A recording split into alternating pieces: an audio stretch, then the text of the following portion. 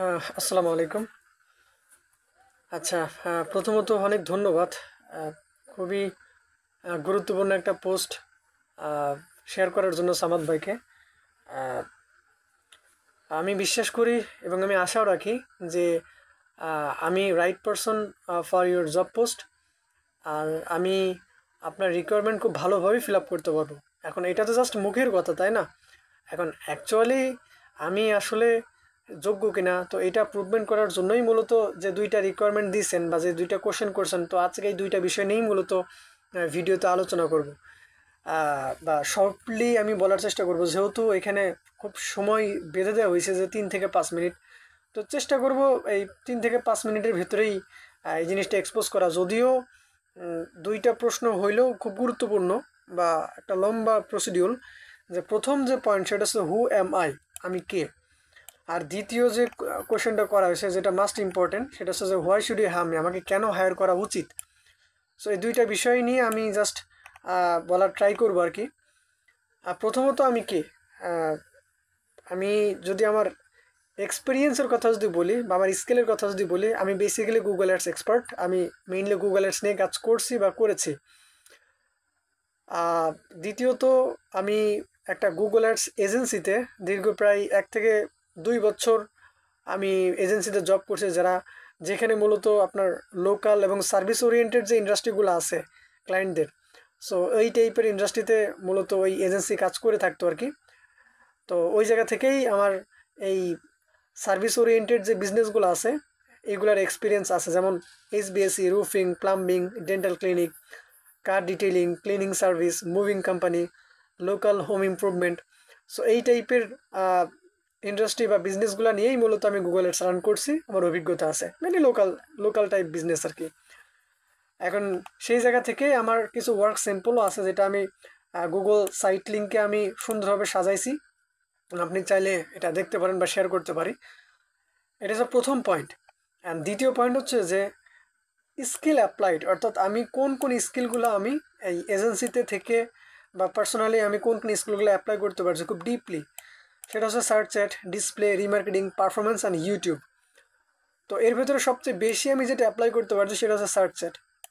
এবং আমি এই বিষয়ে খুবই স্কিল্ড বলবো না, খুব স্কিল্ড বলবো না, তবে আহ, মানে ভালো এক্সপিরিয়েন্স আছে। কারণ আহ, যেহেতু একটা এজেন্সিদের দীর্ঘ 1 থেকে 2 বছর আমি এখানে ছিলাম, ওই জায়গা থেকে মোটামুটি ভালো একটা এক্সপিরিয়েন্স আছে।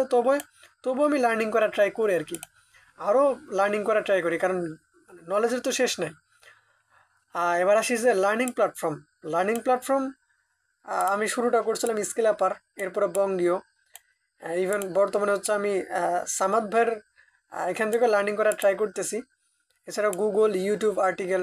সো এগুলো মূলত হচ্ছে আমার লার্নিং প্ল্যাটফর্ম, যেগুলো থেকে আমি আগেও লার্নিং করছি এবং এখনও লার্নিং করতেছি।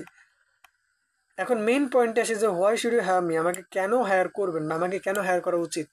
এখন এইটার উত্তর সিম্পলি অনেকে জেনেরিকলি দেয় যে আমি অমুক রেজাল্ট এনে দিতে পারবো, বা আমি অমুক এক্সপার্ট, আমি অমুক বছর কাজ করেছি, তো অমুক কাজ করছি। এগুলো তো আসলে জেনেরিক কথাবার্তা। এখন কেন হায়ার করা উচিত এইটা তো আসলে যেহেতু আমাকে একটা ভিডিওর মাধ্যমে এক্সপোজ করতে হবে, তো আমি ভাবছি যে আমি তিনটা জিনিসের মধ্য দিয়ে আমি আসলে মানে বোঝাইতে চাই যে আসলে কেন আমাকে হায়ার করা উচিত। তার ভিতরে একটা হচ্ছে যে প্রসেস, দ্বিতীয়ত হচ্ছে স্ট্র্যাটেজি, এবং তৃতীয় হচ্ছে ডকুমেন্টস। Process, strategy, documents. অবশ্যই আমি আহ, অবশ্যই আমি অনেস্টি থাকার চেষ্টা করি, এবং অবশ্যই হচ্ছে যে আমি লার্নিংয়ের প্রতি খুবই ডেডিকেটেড। আমি প্রতিনিয়ত লার্নিং করতে ভালোবাসি এবং আমি খুবই ডেডিকেটেড ওয়েতে থাকার চেষ্টা করি। সো এখন যেই মেইনলি হচ্ছে যে আমি যেটা বলার চেষ্টা করবো যে প্রসেস, আমার ওয়ার্ক প্রসেসটা অ্যাকচুয়ালি কী। সো আমার ওয়ার্ক প্রসেস টা দিয়ে আমি মূলত শুরু করতে চাচ্ছি। যে আমার ওয়ার্ক প্রসেস আমি এটা মূলত দুই ভাগে ভাগ করছি। একটা হচ্ছে যে পার্ট 1 এবং পার্ট 2। পার্ট 1টা হচ্ছে আমি রাখছি মূলত গুগল অ্যাডস ক্যাম্পেইন, আর পার্ট 2টা রাখছি যে কনভার্সন ট্র্যাকিং। এখন পার্ট 1-এ আমি মূলত যেটা করে থাকি যে first I understand your goal, অর্থাৎ আমি ক্লায়েন্টের বিজনেসের যে গোলটা, আমি ক্লায়েন্টের বিজনেসের গোলটা আমি আগে ভালোভাবে বোঝার চেষ্টা করি কোনো এক ক্যাম্পেইন রান করার ক্ষেত্রে। ক্লায়েন্টের প্রাইমারি অ্যাকশনটা কী বা ক্লায়েন্টের পেইন পয়েন্টটা কী এটা আমি বোঝার চেষ্টা করি। দ্বিতীয়ত ক্লায়েন্টের ল্যান্ডিং পেজে যদি কোনো ইস্যু থাকে আমি ল্যান্ডিং পেজটা চেক করি এবং ইস্যুগুলো আমি নোট করি এবং ক্লায়েন্টকে শেয়ার করি।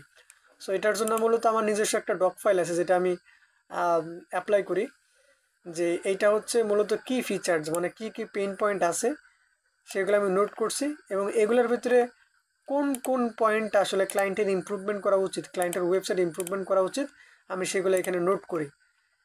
সো এইভাবে ক্লায়েন্টের ওয়েবসাইট ইস্যুগুলা চেক করি এবং নোট করি এবং এখানে এটাও দেওয়া আছে যে কেন এটা ইমপ্রুভমেন্ট করা উচিত।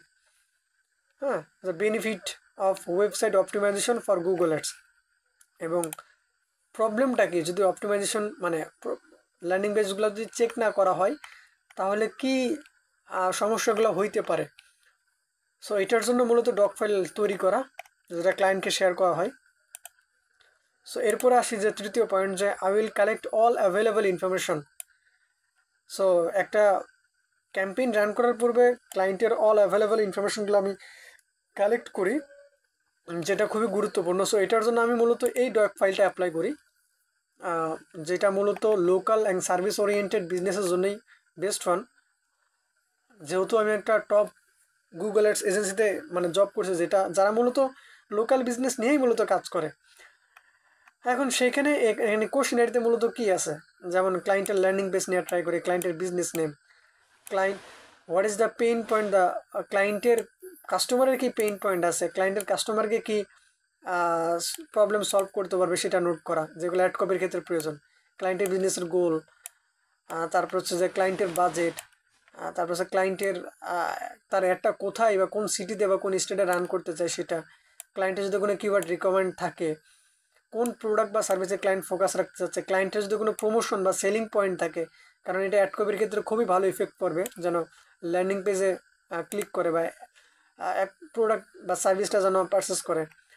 তারপর হচ্ছে ক্লায়েন্টের ফোন নাম্বার, ডেট, কত তারিখ থেকে কত তারিখ উনি অ্যাড রান করতে যাচ্ছে, কম্পিটিটরের ওয়েবসাইট লিস্ট যদি উনি জানে, ক্লায়েন্টের primary action, client the pricing you are willing to pay to acquire a lead, client per lead প্রতি কত অ্যাকোয়ার করতে মানে ইনভেস্ট করতে যাচ্ছে, তারপর ক্লায়েন্টের কাস্টমার আইডি নিয়ে এবং হচ্ছে ক্লায়েন্টের ব্যাকএন্ডের অ্যাক্সেস। সো এইটা হচ্ছে আমাদের হচ্ছে যে ইনফরমেশন যেটা আমরা কালেক্ট করে থাকি, এইভাবে কালেক্ট করে থাকি। সো এই ইনফরমেশনগুলো যখন কালেক্ট করি, সো এর পরে আমরা মূলত থার্ড যে পয়েন্টে আমরা যাই, জাস্ট আ সেকেন্ড,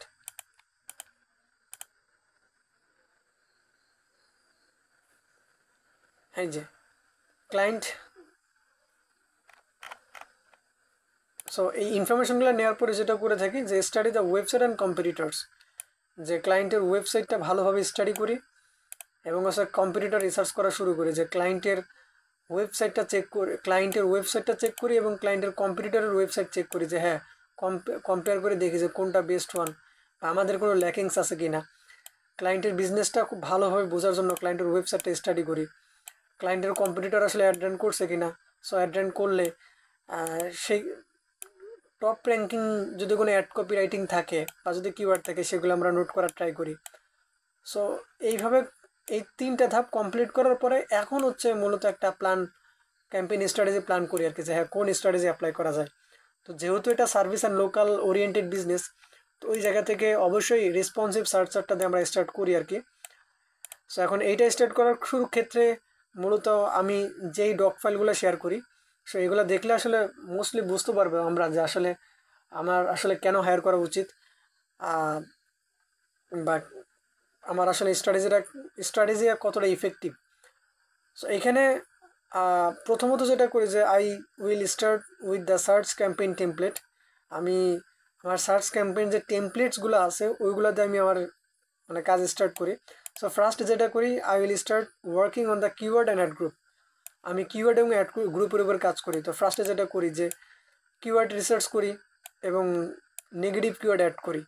এখন কীভাবে কিওয়ার্ড রিসার্চ করি, কীভাবে নেগেটিভ কিওয়ার্ড রিসার্চ করি, এটা তো খুব লেন্দি প্রসেস, বা এটা তো আসলে এইভাবে অল্প সময়ের ভেতরে তো বলা পসিবল না।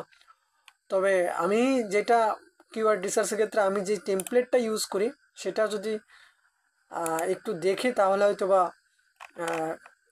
ক্লিয়ার হব আর কি, আশা করি ক্লিয়ার হইতে পারবো আর কি। যে হ্যাঁ আসলে আমার প্রসেসটা অ্যাকচুয়ালি কেমন হইতে পারে। সো প্রথমত আমি বিভিন্ন ওয়েতে কিওয়ার্ডগুলো যখন রিসার্চ করি, রিসার্চ করার পরে সবগুলো আমি কিওয়ার্ডগুলো এখানে ফেলার পরে এবার ওই কিওয়ার্ডগুলো আমি জাস্ট অ্যাড গ্রুপিং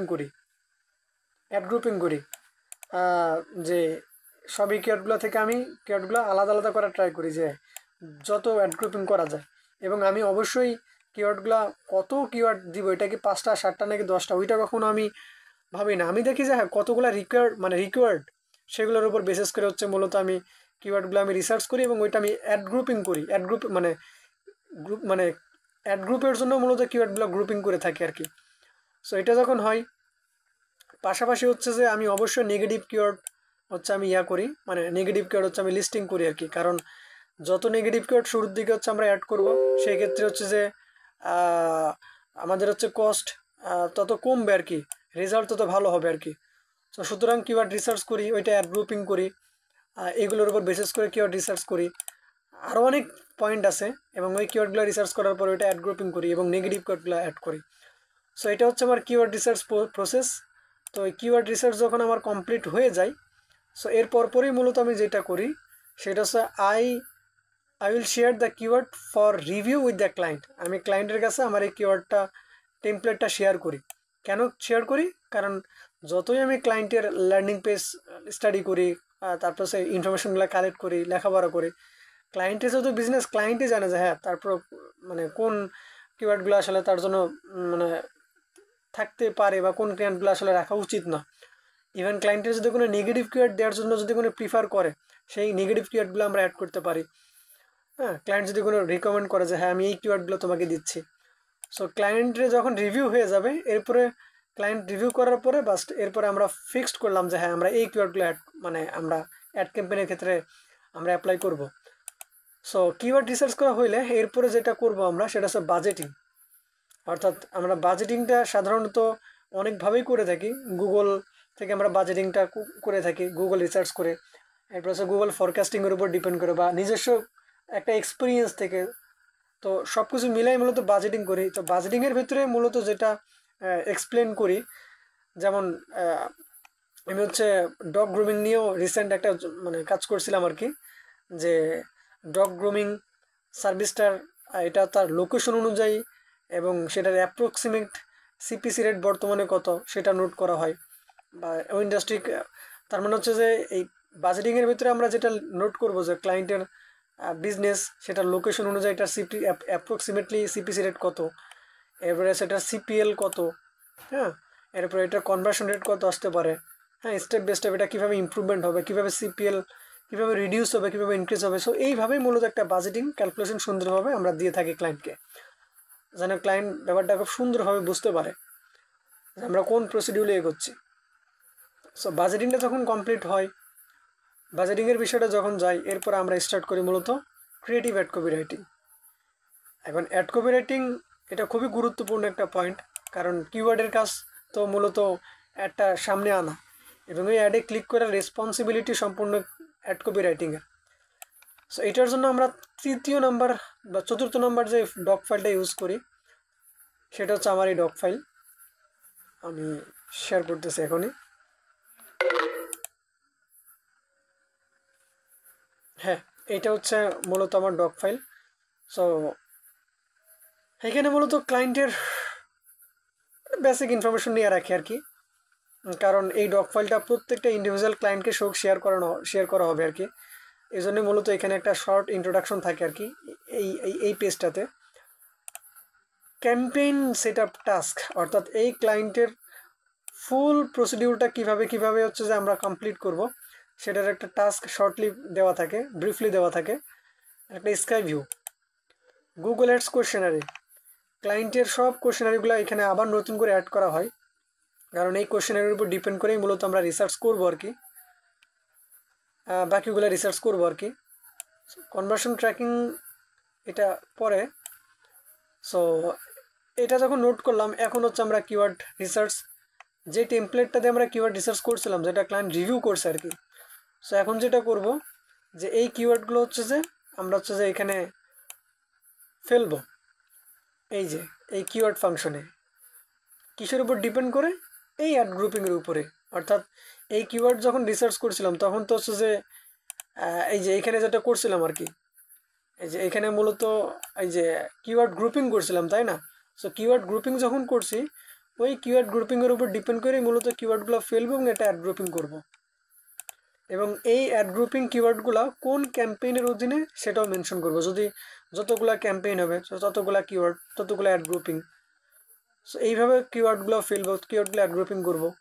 সো এই কিওয়ার্ডগুলোর উপর ডিপেন্ড করেই মূলত হেডলাইন 1, হেডলাইন 2 এবং হেডলাইন 3। তার মানে এইটা হচ্ছে যে ফাইনালাইজেশন, এটা সম্পূর্ণ টোটাল হচ্ছে যে এই ডক ফাইলটা হচ্ছে মূলত। তার মানে এটা ক্যাম্পেইনের অধীনে কি কি অ্যাড গ্রুপিং হবে, এই অ্যাড গ্রুপিংটা তো আমার মূলত ডিপেন্ড করবে কিওয়ার্ডের উপরে। কিওয়ার্ডের ম্যাচ টাইপটা কী হবে সেটাও মেনশন করা হবে। এবং এই কিওয়ার্ডের উপর বেসিস করে আমরা হেডলাইন 1, হেডলাইন 2 এবং হেডলাইন 3, হেডলাইন 1, হেডলাইন 2 এবং হেডলাইন 3, সো এই তিনটা হচ্ছে মূলত অ্যাপ্লাই করবো আর কি। হ্যাঁ, এখন হেডলাইন 1-এ মূলত কোন টাইপের হেডলাইন হবে, হেডলাইন 2-তে মূলত কোন টাইপের হেডলাইন হবে এবং হেডলাইন 3-তে কোন টাইপের হবে। সো এইটার আমি একটা এক্সপ্লেনেশন দিই শর্টলি। হেডলাইন 1টা হবে মূলত কিওয়ার্ড ফোকাসড, কিওয়ার্ডের উপর ডিপেন্ড করে, এবং এই কিওয়ার্ডের আগে ইফেক্টিভ কিছু ওয়ার্ড যুক্ত হবে, যেমন top, best, professional, etcetera etcetera. Headline 2টা হবে মূলত ইউনিক সেলিং পয়েন্ট।